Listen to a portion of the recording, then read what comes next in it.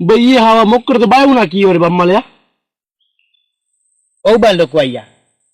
ඊයව තුන්දොලෙන් පැල්ල යනකොට මොකෙද්ද මානා බැද්දිදලා පයින් 7ක් ඇහුණා. මොකද කියලා හරියටම නිච්චි උනේ නැහැ සරසර ගාන 7ක් විතරයි ඇහුනේ. ඉතින් බං උඹ බය වුණාද බම්මලයා? තනිය මුළු ගමේම හක්මන් කරනවා කියලා කඩේ ගාව ඉඳලා ගුණයක් කියනවා. බය වුණා කියන්නේ ලොකු අයියා. මට උඹවයි අම්මයි දෙන්නම මතක් වුණා බං. මට මරණ බය හොඳටම ඇති වුණා බං ලොකු අයියා. ඔය මැරෙන්න බය නැහැ කියන ගොඩක් ඒඋන්ට මරණ බය ඇති වුණාම ගොඩක් දේවල් මතක් වෙනවා ඇති නේ බං. අවසන් හුස්ම ගිලිහෙන මතු යම් දිනක අයදිමි වරම් මාහත ඉක්මන් වෙන්න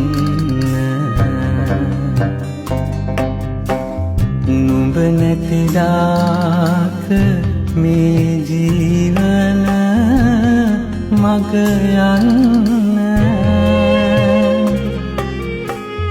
මට සවි නොමැත ඔබ මාගිය පසු එන්න